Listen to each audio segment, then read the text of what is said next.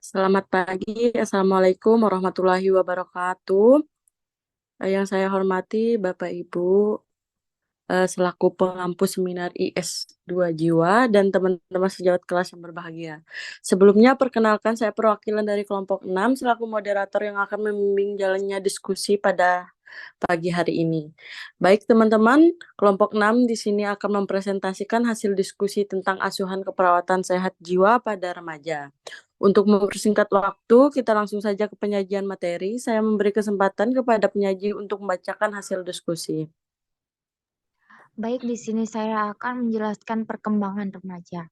Menurut Erik H. Erikson merupakan jembatan dari tangga anak-anak menuju tangga kedewasaan. Awal masa remaja berlangsung kira-kira dari 13 tahun sampai 16 sampai 17 tahun. Dan akhir masa remaja bermula dari usia 16 tahun atau 17 tahun hingga 18 tahun, yaitu usia matang secara hukum. Masa remaja adalah masa datangnya pubertas sekitar 11 sampai 14 sampai usia sekitar 18 tahun. Masa transisi dari kanak-kanak ke dewasa. Next. Pandangan biologis pada kelompok remaja. Erikson menjelaskan bahwa psikososial merupakan tahap perkembangan individu yang dibentuk oleh pengaruh sosial dalam hal interaksi dengan individu lain untuk mencapai kematangan secara fisik dan psikologis dan biologis. Masa remaja dimulai pada saat anak secara seksual menjadi matang dan berakhir saat mencapai usia matang secara hukum. Masa remaja adalah masa di mana perilaku kaum remaja ingin mencoba hal-hal baru, bahkan yang didorong oleh rangsangan seksual. Next, Mbak. Baik, selanjutnya yaitu gangguan neurodevelopment remaja. Intellectual disability atau ID adalah gangguan neurodevelopment yang ditandai dengan keterbatasan dalam fungsi kecerdasan dan fungsi adaptif, atau konseptual, sosial, dan praktikal.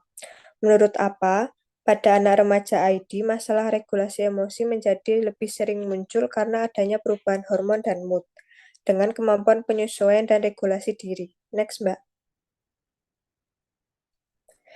Dan selanjutnya yaitu gangguan kecemasan pada remaja.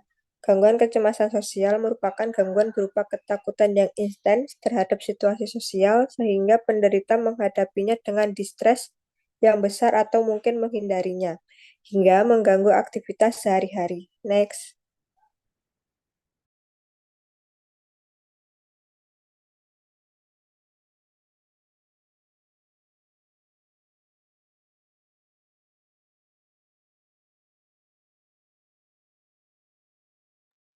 Tindakan promotif kesehatan jiwa pada remaja. Yang pertama, terapi kelompok terapeutik atau TKT. Terapi kelompok terapeutik merupakan terapi kelompok terapeutik ini terdiri dari 6 sesi, di mana masing-masing sesi memiliki tujuan untuk menstimulasi perkembangan remaja pada berbagai aspek untuk mencapai perkembangan identitas remaja. Yang kedua, pendekatan peer group. Peer group merupakan sekelompok orang yang merasa saling berinteraksi dan memiliki beberapa kesamaan baik dari segi usia, pola berpikir, minat, atau hal yang lain. Menurut CIMA 2020. Asuhan keperawatan, diagnosa pertama, anisietas, SLKI, tingkat anisietas, label 0903.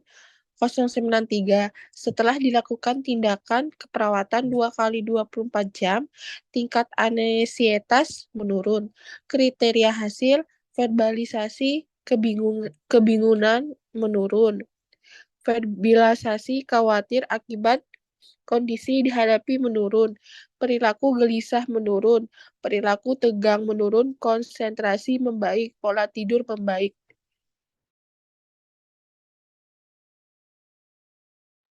Baik, untuk psikinya yaitu reduksi ansietas dengan label I09314.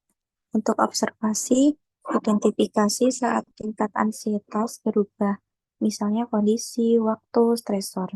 Kemudian indikasi kemampuan mengambil keputusan, monitor tanda-tanda ansietas, verbal dan nonverbal. Kemudian terapeutik, ciptakan suasana terapeutik untuk menumbuhkan kepercayaan, pahami situasi yang membuat ansietas, dengarkan dengan penuh perhatian, gunakan pendekatan yang tenang dan meyakinkan, motivasi mengidentifikasi situasi yang memicu kecemasan, diskusikan perencanaan realistis tentang peristiwa yang akan datang. Kemudian untuk edukasinya, jelaskan prosedur, termasuk sensasi yang mungkin dialami. Informasikan secara faktual mengenai diagnosis, pengobatan, dan prognosis. Anjurkan keluarga untuk tetap bersama pasien jika perlu. Anjurkan melakukan kegiatan yang tidak kompetitif sesuai kebutuhan. Anjurkan mengungkapkan perasaan dan persepsi. Latih kegiatan pengalihan untuk mengurangi ketegangan. Latih penggunaan mekanisme pertahanan diri yang tepat. Latih teknik relaksasi.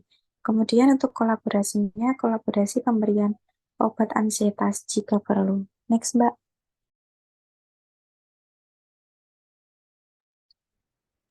Baik, kemudian SLKI.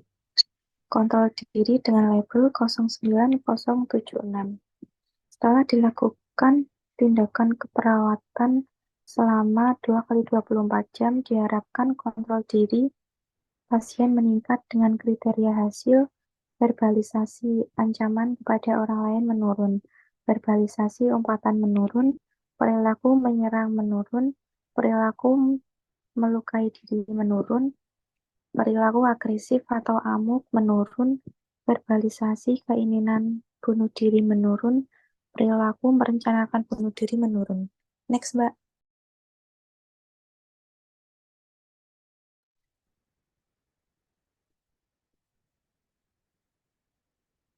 Untuk sisinya yaitu pencegahan bunuh diri dengan label 14538 dengan observasi yang pertama yaitu identifikasi gejala resiko bunuh diri, identifikasi keamanan, keinginan dan pikiran rencana bunuh diri, dan monitor adanya perubahan mood atau perilaku.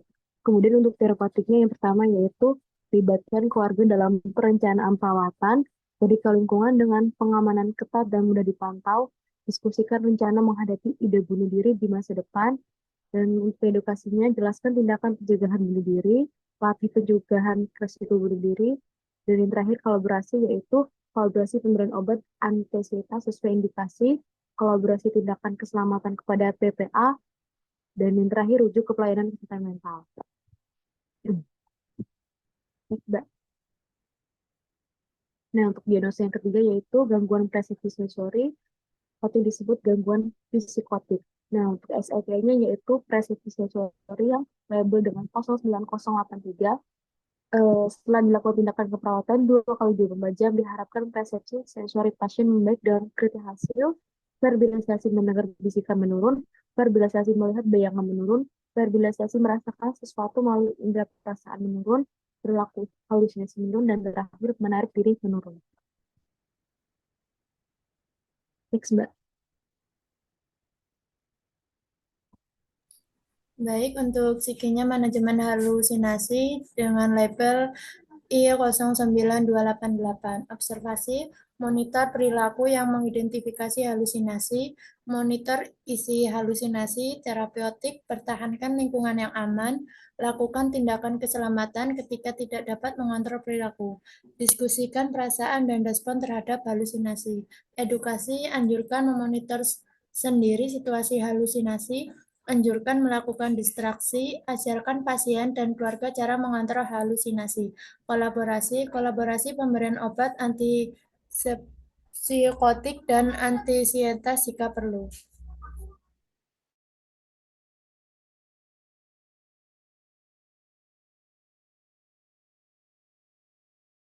Baik, teman-teman, itu saja paparan presentasi. Tidak lupa pula kami dari kelompok 6 membuat video role play. Selamat menyaksikan. Baik, teman-teman, itu paparan dari kelompok kami. Kurang lebihnya minta maaf ya teman-teman. Untuk pertanyaan silahkan bertanya. Saya tutup. Wassalamualaikum warahmatullahi wabarakatuh.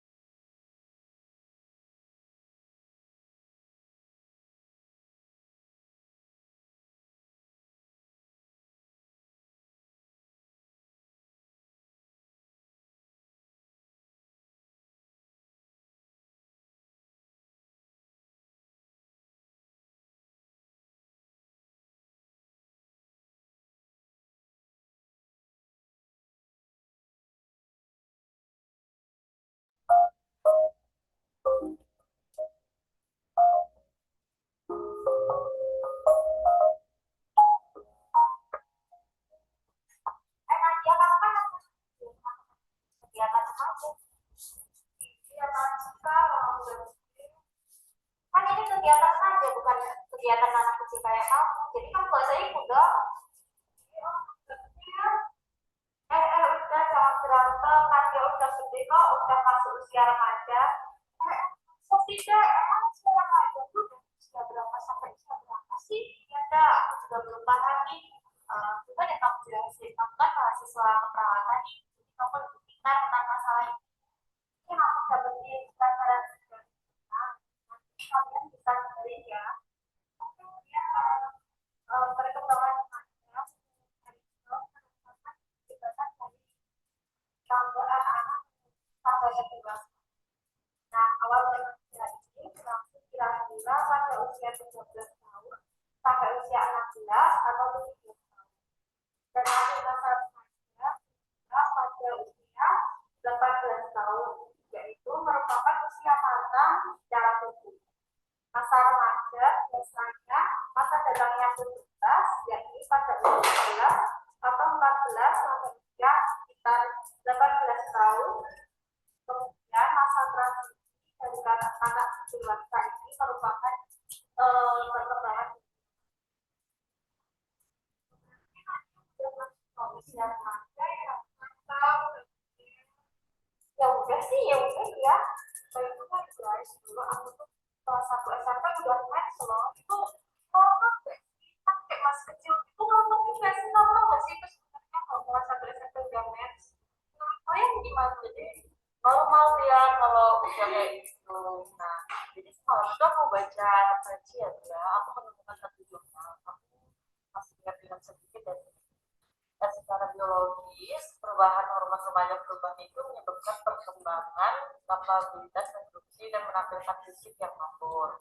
Perubahan fisik meliputi pertumbuhan rambut, area publik, perkembangan payudara, dan dimensi pada perempuan, sedangkan pada laki-laki menjumpai perkembangan genitalia, pertumbuhan rambut publik, perubahan suara, dan bentuknya janggut atau kumis. Sedikit pencerahan dari saya ya tentang secara biologisnya pada perempuan. Jadi itu biologis remaja. Kirain sudah tahu pas itu ternyata kalau tidak aman gitu doang, kamu nggak tahu penjelasan. Santai dong di sebenarnya ini kan udah kita pulang aja yuk, nanti awalnya jangan lupa diskusi ya, buktinya kita masih ya. Pulang yuk.